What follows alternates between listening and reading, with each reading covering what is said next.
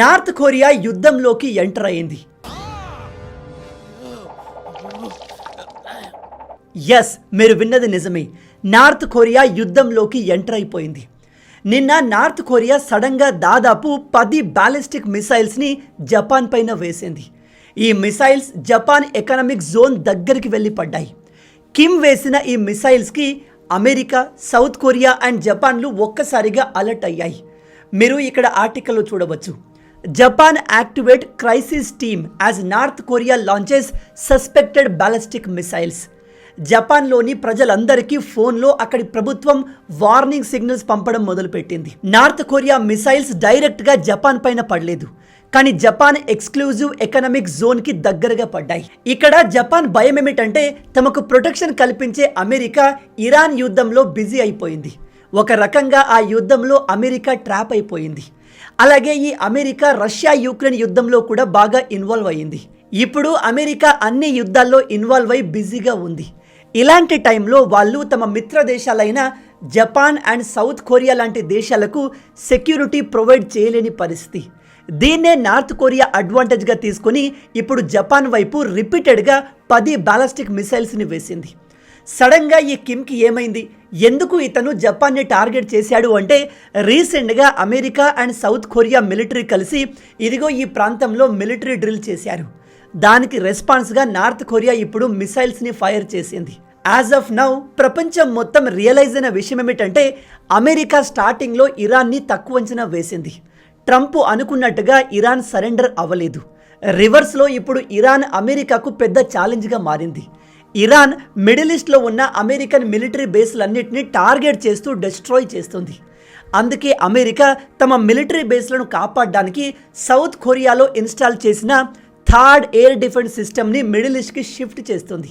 ఈ విషయాన్ని మీకు మ్యాప్లో క్లియర్గా ఎక్స్ప్లెయిన్ చేస్తాను. మీరు ఇక్కడ చూసినట్టయితే ఇది సౌత్ కొరియా అండ్ ఇది north Korea.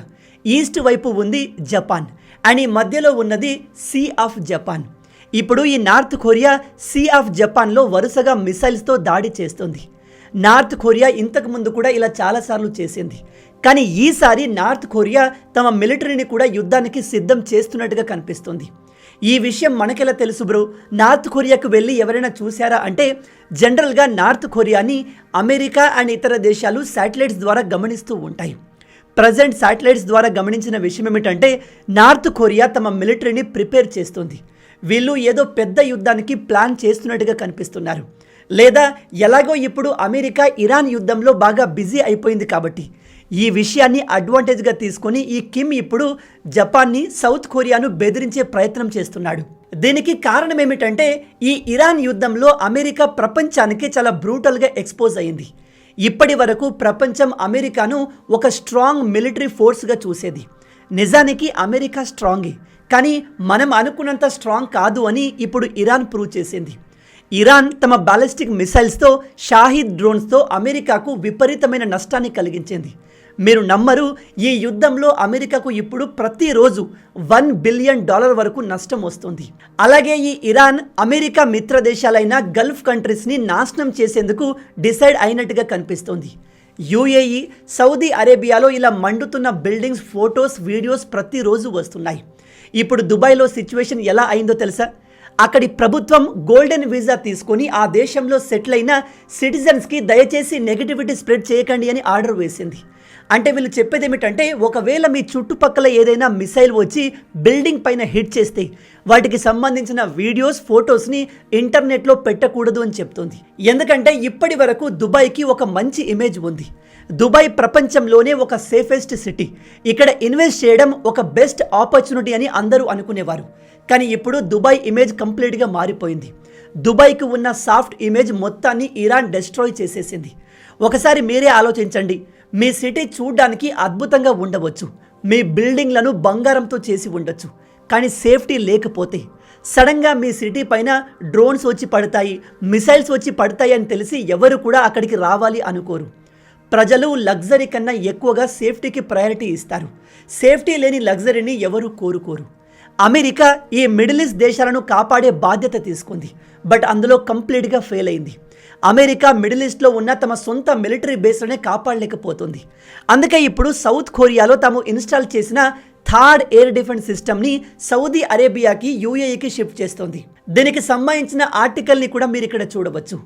Hasty redeployment of US missile from south Korea to middle east leaves Seoul రాటిల్డ్.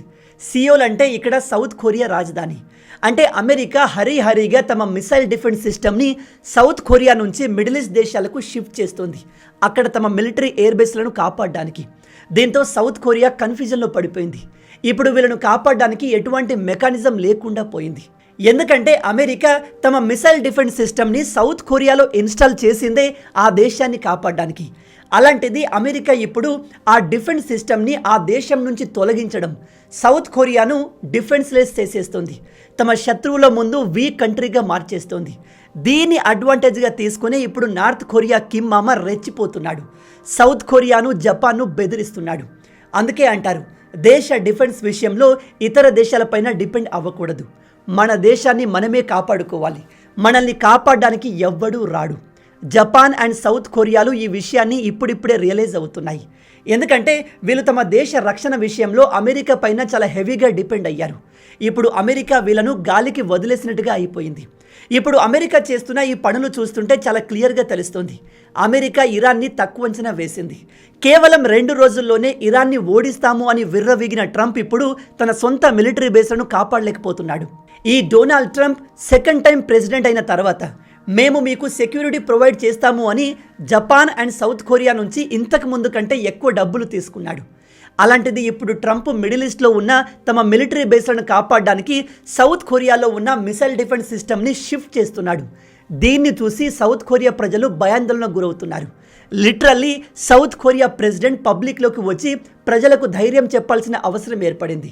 South Korea president media ముందుకు వచ్చి తమ ప్రజల్ని అడ్రస్ చేస్తూ భయపడాల్సిన అవసరం లేదు, మన దేశం నార్త్ కొరియాని ఈజీగా మేనేజ్ చేయగలదు అని ధైర్యం చెప్తున్నాడు.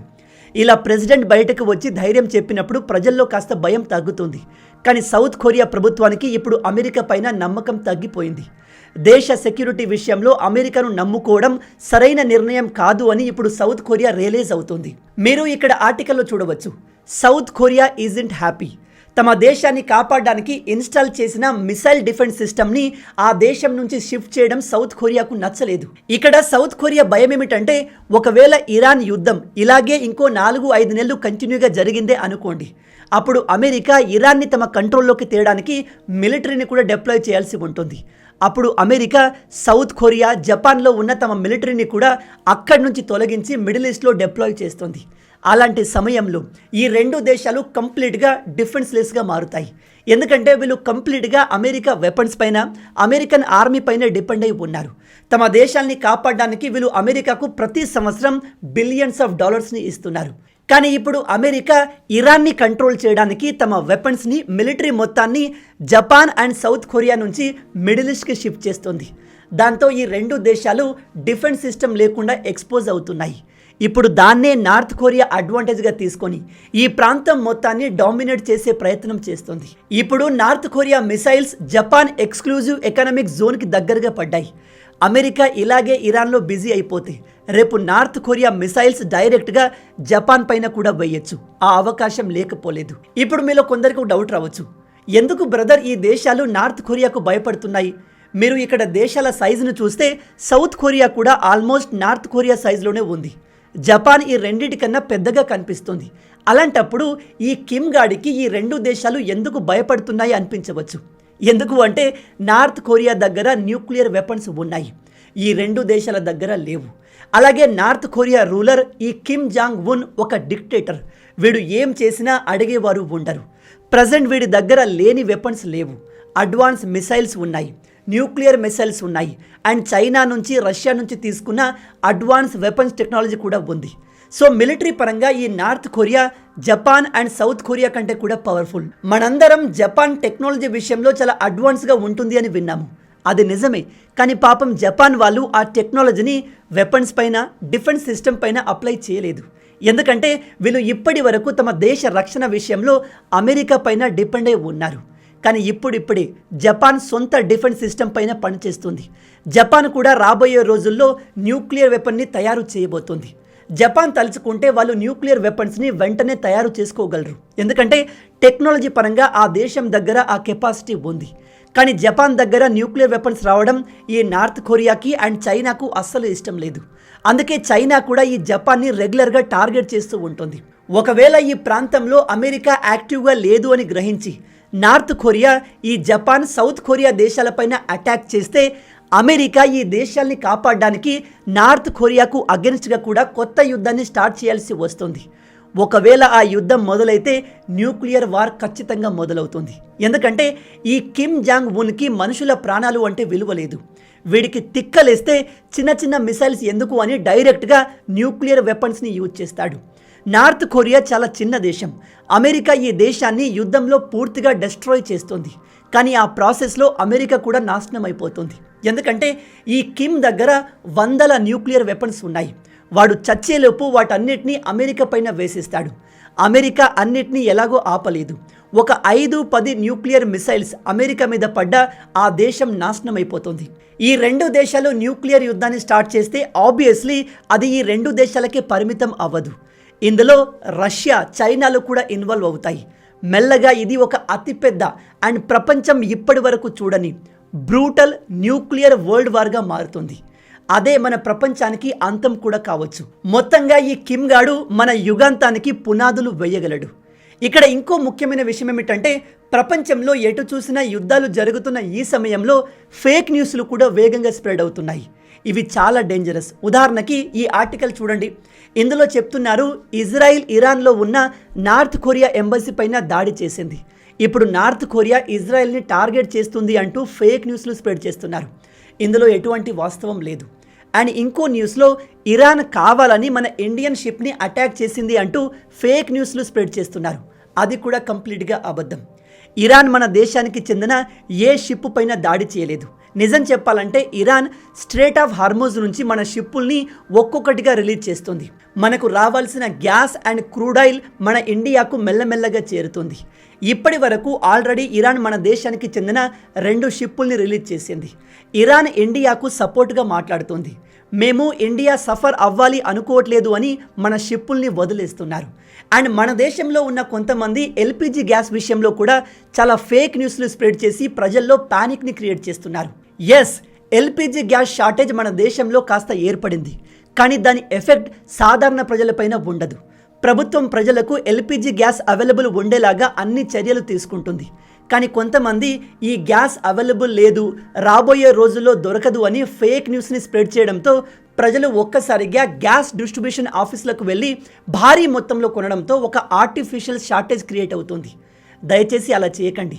మీరు ఆన్లైన్లో బుక్ చేసుకున్న గ్యాస్ డెలివరీ ఇప్పుడు అవుతుంది. ఇంకొంతమంది పెట్రోల్, డీజిల్ రేట్లు కూడా విపరీతంగా పెరిగిపోతున్నాయి, రాబోయే రోజుల్లో అవి కూడా దొరకకపోవచ్చు అని ఫేక్ న్యూస్ని స్ప్రెడ్ చేస్తున్నారు. పెట్రోల్, డీజిల్ విషయంలో ఎటువంటి షార్టేజ్ మన దేశంలో ఇప్పటి వరకు ఏర్పడలేదు, భవిష్యత్తులో కూడా ఏర్పడదు. ఎందుకంటే మనం ఆల్రెడీ రష్యా నుంచి భారీ మొత్తంలో ఆయిల్ని కొనడం స్టార్ట్ చేశాము. ఒకవేళ మనకు మిడిల్ ఈస్ట్ నుంచి రావాల్సిన ఆయిల్ రాకపోతే రష్యా నుంచి వచ్చిన ఆయిల్తో మనం దేశానికి కావలసినంత పెట్రోల్, డీజిల్ని ప్రొవైడ్ చేయవచ్చు. మీకు ఈ విషయంలో అనుమానం ఉంటే దగ్గరలో ఉన్న పెట్రోల్ పంపుకు వెళ్ళి మాట్లాడండి. నేను మాట్లాడే మీకు ఈ విషయాన్ని చెప్తున్నాను. యాజ్ ఆఫ్ నౌ మన దేశంలో పెట్రోల్, డీజిల్కి సంబంధించిన ఎటువంటి షార్టేజ్ లేదు, వచ్చే అవకాశం కూడా లేదు. కాబట్టి అనవసరంగా మీరు భయపడి మీ చుట్టూ ఉన్న వాళ్ళని భయపెట్టకండి, ప్రజల్లో ప్యానిక్ క్రియేట్ చేయకండి. దానివల్ల లేని ప్రాబ్లమ్స్ క్రియేట్ అవుతాయి. కానీ మన దురదృష్టం ఏమిటంటే మన దేశంలో ఉన్న అపోజిషన్ పార్టీ లీడర్స్ కావాలని ప్రజల్ని రెచ్చగొట్టి వాళ్ళలో భయాందోళన క్రియేట్ చేస్తున్నారు. అందుకే నేను రెగ్యులర్గా ఈ టాపిక్స్ పైన వీడియోస్ చేస్తూ ప్రజల్ని అవేర్ చేస్తున్నాను. నా వీడియోస్ కాస్త లేటుగా రావచ్చు, బట్ ఫేక్ న్యూస్లు చెప్పడం కంటే ఒరిజినల్ జెన్యూన్ న్యూస్ని కాస్త లేటుగా చెప్పినా పర్లేదు అనేది నా ఉద్దేశం. ఇక నార్త్ కొరియా విషయానికి వస్తే, ఒకవేళ నార్త్ కొరియా ఇలాగే ఎక్స్ట్రాలు చేస్తూ ఈ ప్రాంతంలో యుద్ధం స్టార్ట్ చేస్తే అది ఎక్కడి దాకా వెళ్తుంది అనేది మనం ఇప్పుడే చెప్పలేము. కానీ అది యుగాంతానికి దారి తీయవచ్చు. దీని గురించి మీరేమనుకుంటున్నారు? నార్త్ కొరియా యుద్ధాన్ని స్టార్ట్ చేస్తుందా? ఈ కిమ్ యుద్ధంలో ఇన్వాల్వ్ అయితే నెక్స్ట్ ఏం జరగబోతుంది? మీ ఆలోచనల్ని కింద కామెంట్లో చెప్పండి. ఈ వీడియో మీకు నచ్చింది అనుకుంటున్నాను. నచ్చితే అలా ఊరికే చూసి వెళ్ళిపోకుండా వీడియోని లైక్ చేయండి. మన తెలుగు యువతను ఎంత వీలైతే అంత దేశభక్తులుగా మార్చాలి అనే మిషన్తో పనిచేస్తున్నాము. మన ఛానల్ని సబ్స్క్రైబ్ చేసుకొని ఆ మిషన్లో మీరు భాగం అవ్వండి. రాబోయే వీడియోలో ఇంకో ఇంట్రెస్టింగ్ టాపిక్తో మళ్ళీ కలుద్దాం. అంటిల్ దెన్, జై హింద్, జై భారత్, భారత్ మాతాకి జై.